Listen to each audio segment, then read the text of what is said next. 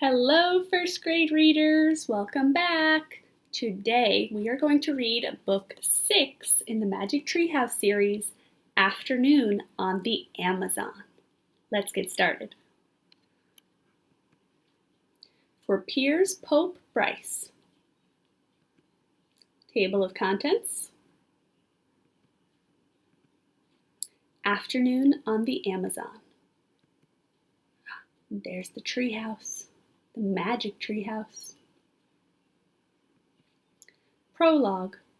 One summer day in Frog Creek, Pennsylvania, a mysterious treehouse appeared in the woods. 8-year-old Jack and his 7-year-old sister Annie climbed into the treehouse. They found it was filled with books. Jack and Annie soon discovered that the treehouse was magic. It could take them to the places in the books. All they had to do was to point to a picture and wish to go there. Jack and Annie visited the times of dinosaurs, knights, pyramids, pirates, and ninjas. Along the way, they discovered that the treehouse belongs to Morgan Le Fay. Morgan is a magical librarian from the time of King Arthur. She travels through time and space, gathering books. In their last adventure, Night of the Ninjas, Jack and Annie learned that Morgan was under a spell. To free her, Jack and Annie have to find 4 special things. In old Japan, they found the first thing, a moonstone. Now Jack and Annie are about to set out in search of the second thing, in Afternoon on the Amazon. Chapter 1. Where's Peanut? Hurry, Jack! Shouted Annie. Annie ran into the Frog Creek woods. Jack followed her. It's still here, Annie called. Jack caught up with Annie. She stood beside a tall oak tree. Jack looked up. The magic treehouse was shining in the afternoon sunlight. We're coming, Peanut, Annie called. She grabbed the rope ladder and started up.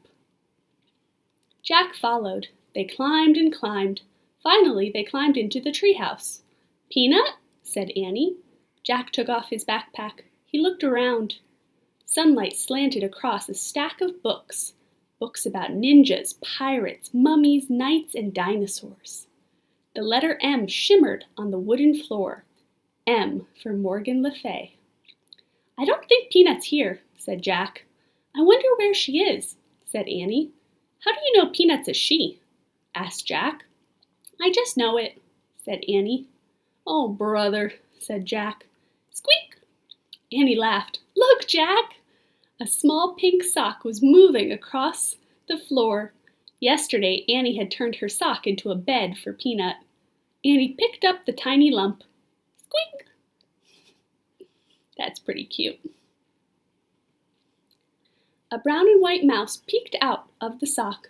She looked from Annie to Jack with her big eyes. Jack laughed. Hi, Peanut, he said. Will you help us again today? Asked Annie. In old Japan, Peanut had helped them when they'd gotten lost. We have to find 3 more things for Morgan, said Annie. Jack pushed his glasses into place. First, we have to find a clue that tells us where to begin, he said. Guess what? Said Annie. What? Said Jack. We don't have to look very far. She pointed at a corner of the treehouse. In the shadows was an open book. Chapter 2. Big Bugs. Wow, said Jack, picking up the book. The ninja book was open yesterday. Now this one. Who opened them? Jack closed the book and looked at the cover. It showed a picture of a green forest. The trees were very tall and close together. On the cover were the words, the rainforest. Oh, wow, said Jack. Oh, no, said Annie. What's wrong? Said Jack. I learned about the rainforest in school, said Annie. It's filled with big bugs and spiders. I know, said Jack. Half of them have never even been named. It's creepy, said Annie. It's neat, said Jack. He wanted to take lots of notes in the rainforest. Maybe he could even name some unknown bugs. Neat? Ugh, said Annie. She shivered. I don't get it, said Jack. You weren't afraid of dinosaurs. So? You weren't afraid of the castle guards or the mummy's ghost. So, you weren't afraid of pirates or ninjas. So, you're not afraid of really scary things, but you're afraid of little bugs and spiders? That doesn't make sense. So, Jack sighed. Listen, he said, we have to go there to help Morgan. That's why the book was left open. I know that, said Annie, frowning. Plus, the rainforests are being cut down, said Jack. Don't you want to see one before it's too late? Annie took a deep breath and slowly nodded. Okay, then let's go, said Jack. He opened the book again. He pointed to a picture that showed blue sky, green leaves, and bright flowers. And there's Jack making the wish. I wish we could go there, he said. The wind began to blow. Squeak! Stay here, Peanut, said Annie as she put the mouse in her pocket. The wind picked up. The treehouse started to spin. Jack squeezed his eyes shut. The wind was whistling now. The treehouse was spinning faster and faster. Then everything was still. Absolutely still. Wild sounds broke the silence. Screech! Bzzz! Chirp, chirp, chirp, chirp! Reader, would you like to explore the rainforest?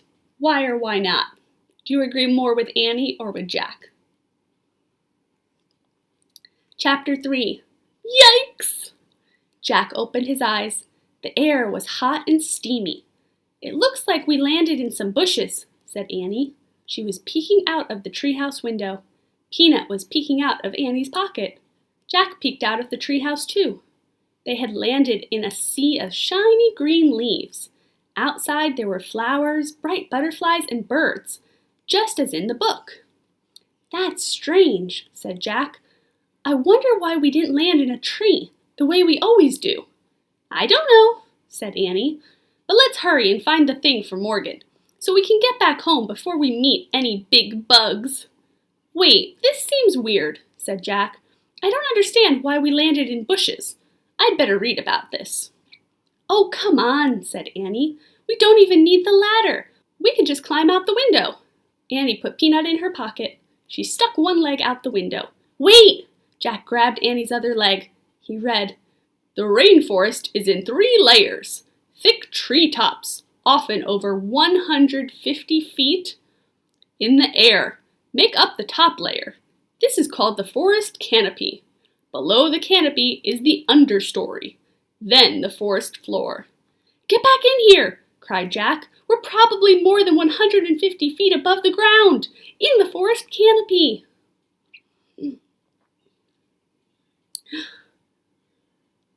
Not on the ground, then.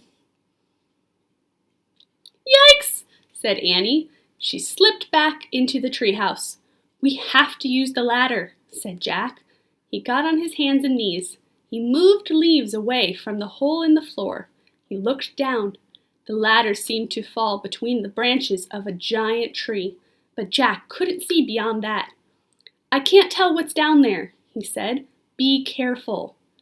Jack put the rainforest book in his backpack. Then he stepped onto the rope ladder. He started down. Annie followed with Peanut in her pocket. Jack pushed through the leaves. He came to the understory below the canopy. He looked down at the forest floor. It was very far away. Oh, man, whispered Jack. This world was completely different from the one above the treetops. Now that they were out of the sun, it was cooler. It was also damp and very quiet. Jack shivered. It was the spookiest place he had ever seen. Chapter 4. Millions of them. Jack didn't move. He kept staring down at the forest floor. What's wrong? Annie called from above. Jack didn't answer. You don't see any giant spiders, do you? Annie said. Well, no. Jack took a deep breath. We have to keep going, he thought. We have to find the special thing for Morgan.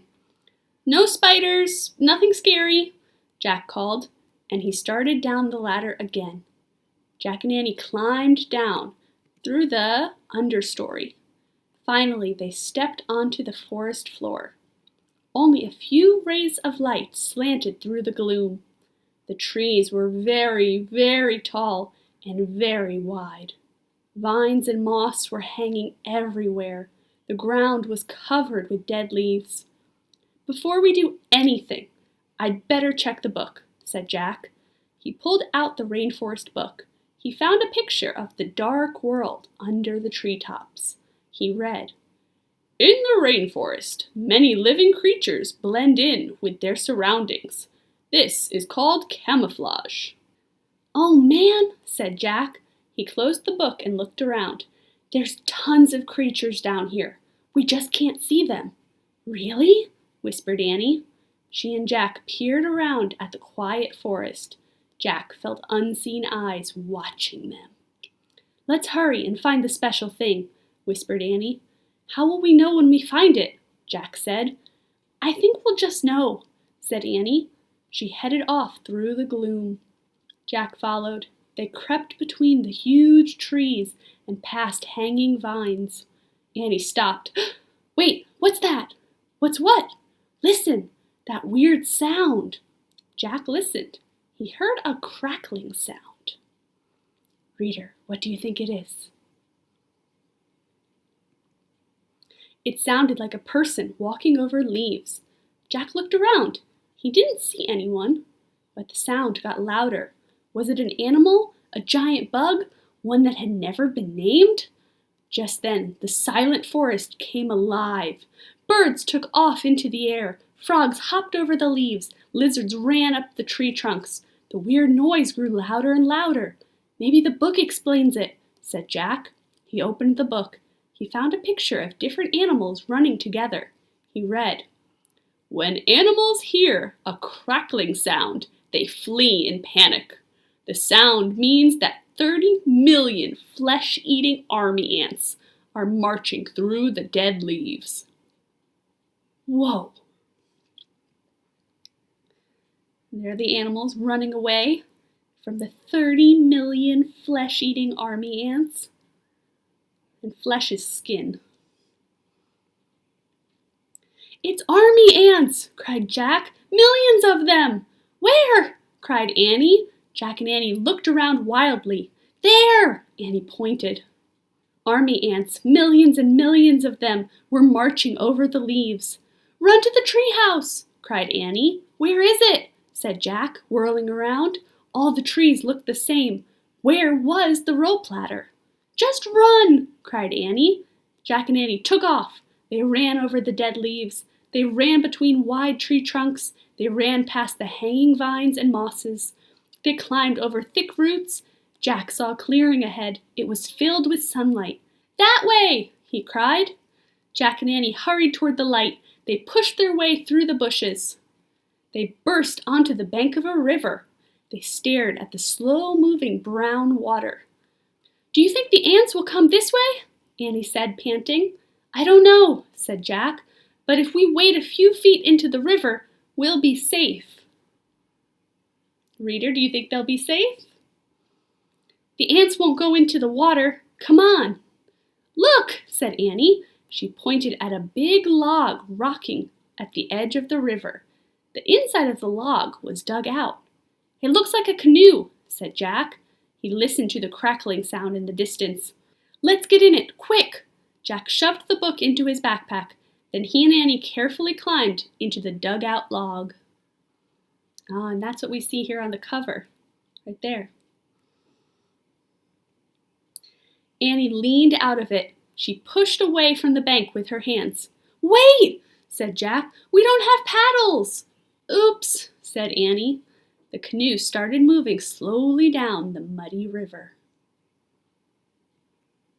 Chapter 5. Pretty Fish. Squeak! Annie patted the little mouse in her pocket. "It's okay, Peanut. The ants can't get us in the river. We're safe," she said. "Maybe safe from the ants," said Jack. "But where is this canoe going?" Jack and Annie stared at the river. Branches spread over the water. Vines and mosses hung down from them. "We'd better look this up," said Jack. He pulled the rainforest book out of his backpack and flipped through it. Soon he found a picture of a river.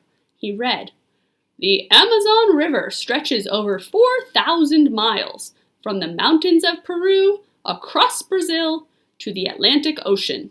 The river basin contains over half of the rainforests in the world." Jack looked at Annie. "We're on the Amazon River," he said. "It's more than 4,000 miles long." "Wow," Annie whispered. She looked at the river. She trailed her hand through the water. "I have to make some notes," Jack said. He pulled his notebook out of his pack. He wrote, "The Amazon rainforest is—" "Jack, look at those pretty fish with the teeth," said Annie. Reader, do you know which fish she is looking at? "What?" Jack glanced up from his writing. Annie was pointing at some blue fish swimming near the boat. The fish had red bellies and razor-sharp teeth. "Watch it!" cried Jack. "Those aren't pretty fish. They're piranhas. They'll eat anything, even people." "Yikes!" whispered Annie. "We'd better get back on shore," said Jack, putting the book in his backpack. "How?" said Annie. "We can't go in the water now, and we don't have any paddles." Jack tried to stay calm. "We need a plan," he said. Jack stared at the river. The canoe would soon float under some vines. "I'll grab a vine," said Jack, "and pull us to shore." "Good idea," said Annie. As they glided under the branches, Jack stood up. The canoe rocked. He nearly fell out. I see the picture. I'm making a prediction of what's going to happen. Are you making a prediction, reader? The vines. "Balance the canoe," said Jack. Annie leaned to one side. Jack reached. He missed. The canoe floated under more branches. Jack reached for another thick vine. He grabbed it. It was cold and scaly. It wiggled and jerked. "Ah!" Jack screamed and fell back into the canoe. The vine was alive. It was a long green snake. The snake fell from the tree. It splashed into the water and swam away. "Oh, man," said Jack. He and Annie stared in horror at each other. "What now?" said Annie, making a face. "Well," Jack looked at the river. There were no vines up ahead, but there was a big branch floating on the water. "Grab that branch near you," said Jack. "Maybe we can use it for a paddle." The canoe floated closer to the branch. Annie reached for it. Suddenly, the branch rose into the air. It was a crocodile!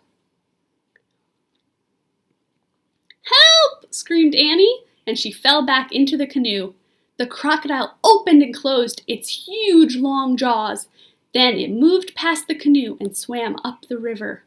"Oh, man!" whispered Jack. A screeching sound split the air. Jack and Annie jumped. "Help!" said Jack. He expected to see another terrible creature, but all he saw was a small brown monkey hanging by its tail from a tree. Chapter 6. Monkey Trouble. "Squeak, squeak!" Peanut poked her head out from Annie's pocket. She seemed to be yelling at the monkey. "Don't worry, Peanut," said Annie. "He's just a little monkey. He won't hurt us." But suddenly the monkey grabbed a big red fruit hanging from the tree. He hurled it at the canoe. "Watch it!" shouted Jack. The fruit fell into the water with a splash. The monkey screeched even louder. He grabbed another fruit. A monkey throwing fruit at them. That's new.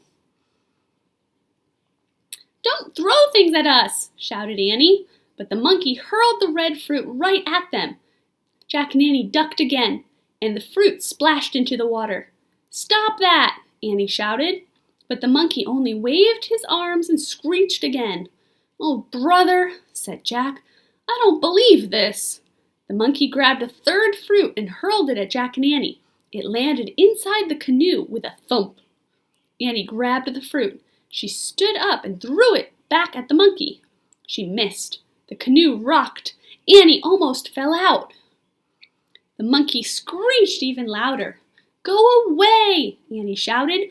"You're the meanest thing in the world!" The monkey stopped screeching. He looked at Annie. Then he swung away into the forest. "I I think I hurt his feelings, said Annie. Who cares, said Jack. He shouldn't throw things. Uh-oh, said Annie. It's raining now. What? Jack looked up. A raindrop hit him in the eye. Oh no, I don't believe this, Jack said. What'd you expect, said Annie. This is the rainforest. A gust of wind blew the canoe. Thunder rolled in the sky. A river's a bad place to be in a storm, said Jack. We have to get back to shore, right now. But how? Said Annie. We can't wade or swim. The piranhas, the snake, and the crocodile will get us. Screeching split the air again. Oh no, said Jack. The bratty monkey was back. This time the monkey was pointing a long stick at the canoe. Jack crouched down. Was the monkey going to hurl the stick at them, like a spear? Annie jumped up and faced the monkey. Watch it, he's nuts, said Jack. But the monkey just stared at Annie, and Annie just stared back at him. After a long moment, the monkey seemed to smile. Annie smiled back. What's going on? Said Jack. He wants to help us, Annie said. Help us how? Said Jack. The monkey held out the long stick. Annie grabbed the other end. The monkey pulled on the stick. The canoe started floating toward him. The monkey pulled the canoe all the way to the bank of the river. Reader, what do you think? That was very unexpected. Thank you, monkey. Chapter 7. Freeze! Jack and Annie jumped out of the canoe. The rain was starting to fall harder. The monkey took off. He swung from tree to tree, heading up the riverbank. He screeched and beckoned to Jack and Annie. He wants us to follow him, said Annie. No, we have to find the special thing, then go home, said Jack. He wants to help us, said Annie. She took off after the monkey. The two of them vanished into the rainforest. Annie! Thunder shook the sky. Oh, brother, said Jack. He dashed after Annie and the monkey into the dark forest. The forest seemed surprisingly dry. Jack looked up. It was still raining, but the treetops acted like a huge umbrella. Annie, called Jack. Jack, Jack, cried Annie. Where are you? Here! Jack hurried in the direction of Annie's voice. Soon he found the monkey. He was screeching and swinging from a tree. Annie was kneeling on the forest floor. She was playing with an animal that looked like a giant kitten. What do you think it is? What's that? Jack said. I don't know, but I love it, said Annie. Annie batted the animal's paws. It had gold fur and black spots. I'd better find out what it is, said Jack. He pulled out the rainforest book and flipped through it. Oh, it's so cute, said Annie. Jack found a picture of an animal with gold fur and black spots. He read, The jaguar is the biggest predator in the Western Hemisphere. Forget cute, Jack said. That must be a baby jaguar. It's going to grow up and be the biggest predator in... What's a predator? Asked Annie. Grrr! There was a terrible growl. Jack whirled around. Reader, do you know the big rule about baby animals? The mother is always nearby. You would think Jack and Annie would have remembered this from the dinosaur nests. I see the picture. The mama jaguar is right there. The mother jaguar was coming out from behind a tree. She was creeping over the dead leaves, right toward Annie. Freeze! Whispered Jack. Annie froze, but the jaguar kept moving slowly toward her. Help! Said Jack weakly. Suddenly, the monkey swooped down from his tree. He grabbed the jaguar's tail. The cat roared and spun around. Annie jumped up. The monkey pulled the jaguar's tail again. Then he let go and took off. The jaguar sprang after him. Run, Annie! Cried Jack. Jack and Annie took off through the rainforest. They ran for their lives. Chapter 8. Vampire Bats? Wait, said Jack, panting. I think we got away. Jack and Annie stopped running and caught their breath.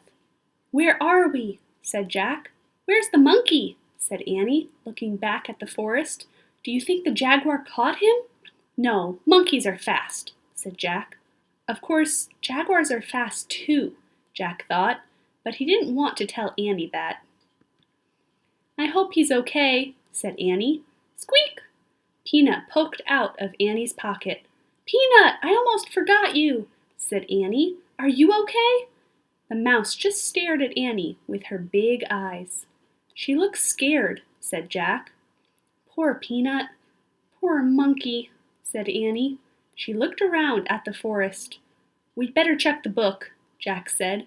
He pulled out the book. He turned the pages, searching for help. He stopped at a picture of a scary creature. "Oh man, what's this?" he said. Jack read the writing below the picture. It said, "Vampire bats live in the Amazon rainforest. At night, they quietly bite their victims and suck their blood." "Vampire bats?" said Jack. He felt faint. "Vampire bats?" said Annie. Jack nodded. "After dark." Jack and Annie looked around. The rainforest seemed to be getting even darker. "Yikes," said Annie. She looked at Jack. "Maybe we should go home." Jack nodded. For once he agreed with her. "But what about our mission?" said Annie. "What about Morgan?" "We'll come back," said Jack. "We'll have to be prepared." "So we'll come back tomorrow?" Annie asked. "Right. Now, which way is the treehouse?" said Jack. "This way," said Annie, pointing. "That way," said Jack, pointing in the opposite direction. They looked at each other. "We're lost," they said together. Squeak! "Don't worry, Peanut." Annie started to pat the mouse again, but then she stopped. Squeak, squeak, squeak! "Jack, I think Peanut wants to help us," said Annie. "How?" "The way she helped us in the time of ninjas." Annie placed the mouse on the leafy forest floor. "Take us to the treehouse, Peanut." The mouse took off. "Where'd she go?" said Annie. "I don't see her." "There," said Jack. He pointed to leaves rustling on the ground. A streak of white passed over the leaves. "Yes, there," said Annie. Jack and Annie followed the moving leaves. The streak of white appeared and disappeared. Suddenly Jack stopped. The forest floor was still. There was no sign of Peanut. "Where is she?" asked Jack. He kept staring at the ground. "Jack!" Jack glanced around. Annie was standing on the other side of a nearby tree. She was pointing up. Jack looked up. Yay! They found the treehouse. "The treehouse! Oh, whew!" Jack said softly. "She saved us again," said Annie. "She's running up the ladder all by herself. Look!" Annie pointed at the rope ladder. Peanut was climbing up one of the ropes. "Let's go," Jack said. Annie started up the ladder, then Jack. They followed Peanut all the way up to the canopy of the rainforest. Chapter 9. The Thing. Jack and Annie climbed into the treehouse. Peanut was sitting on a stack of books. Annie patted Peanut's little head. "Thanks," she said softly. "I have to write some notes about the rainforest," said Jack. "You find the Pennsylvania book." Annie began searching for the Pennsylvania book, the book that always took them home. Jack pulled out his notebook. He had wanted to take lots of notes here, but all he'd written so far was, "The Amazon rainforest is." "It's not here," said Annie. "What?" Jack looked up. He glanced around the treehouse. Annie was right. The Pennsylvania book was nowhere in sight. "Was it here before we left home?" said Jack. "I don't remember," said Annie. "Oh man," said Jack. "Now we can't get back to Frog Creek." "That means we'll be here when the vampire bats come out," said Annie. Something came flying through the treehouse window. "Ah!"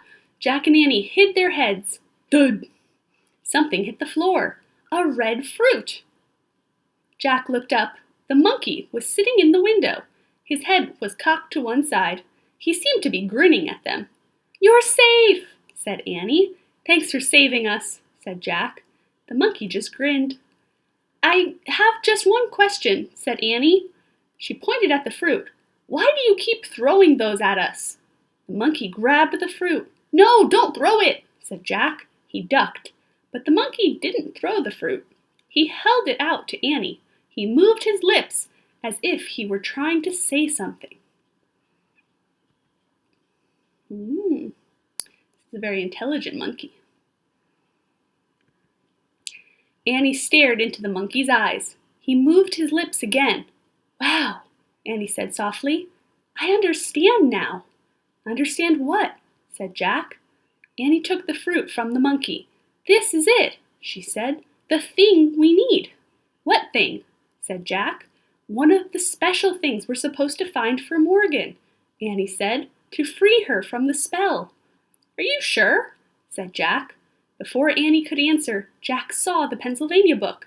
Look, our book, he said, pointing. We found the thing, and now we can see the book, said Annie. That's the way it works, remember? Jack nodded. Now he remembered. The ninja master said they wouldn't be able to find the Pennsylvania book until they had found what they were looking for. The monkey screeched with laughter. Jack and Annie looked at him. He was clapping his hands together. Annie laughed with him. How did you know to give this to us? She said. Who told you to do that? The monkey just waved at Jack and Annie. Then he turned and swung away out of the treehouse. Wait, said Jack, looking out the window. Too late. The monkey was gone. He had vanished below the treetops. Goodbye, called Annie.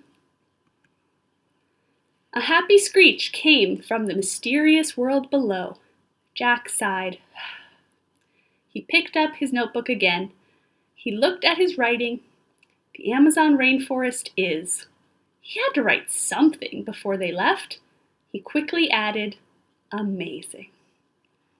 Jack put away his notebook. Annie picked up the Pennsylvania book. Now it's really time to leave, she said. She turned to the picture of Frog Creek Woods. I wish we could go there, she said, pointing at the picture. The wind started to blow. The leaves began to tremble. The treehouse began to spin. It spun faster and faster. Then everything was still.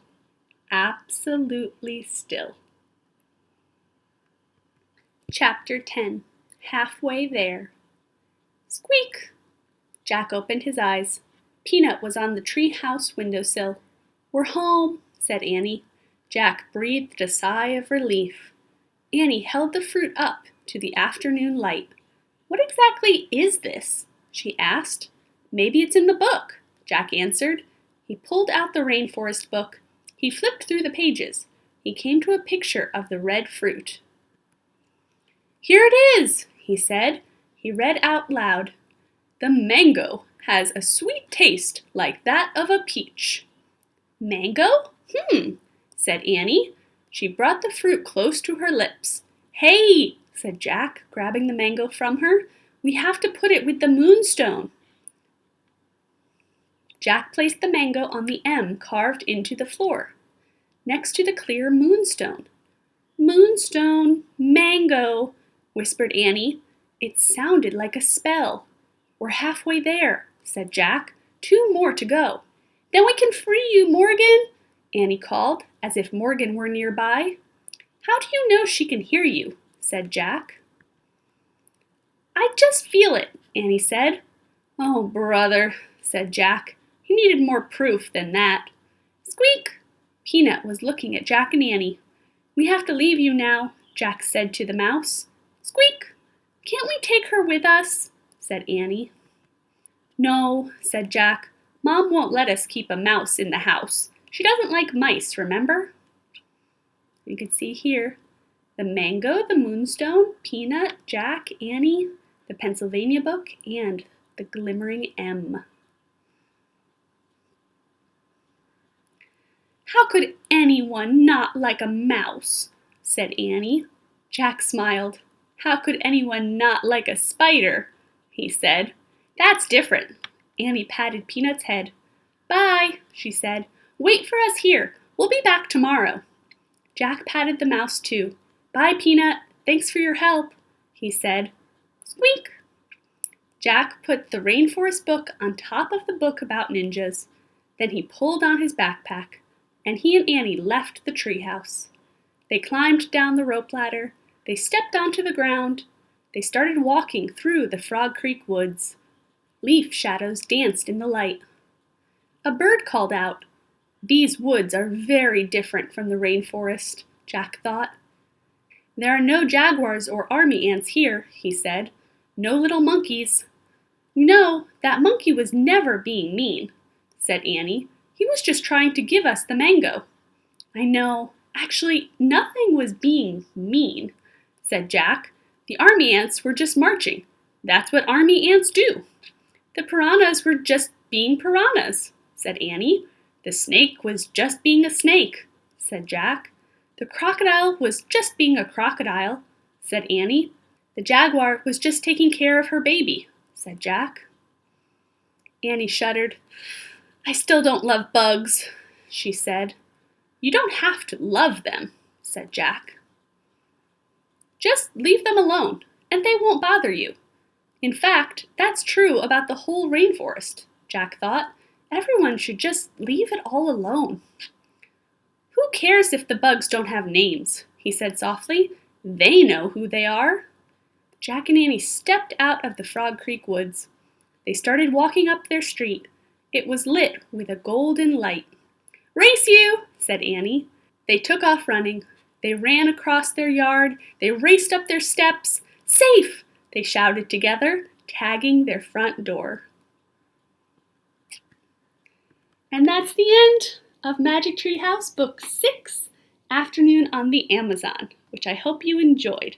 There's so many different animals in this book, and I hope you learned the same lesson as Jack and Annie, that leaving nature alone is probably the best idea. If you'd like to learn more or play some games, you can go to the Magic Tree House website. And as always, there is a nonfiction companion book called Rainforests that you can use to learn more. Thank you for being here, readers. I hope you had a great time. I'll see you for the next book. Bye now.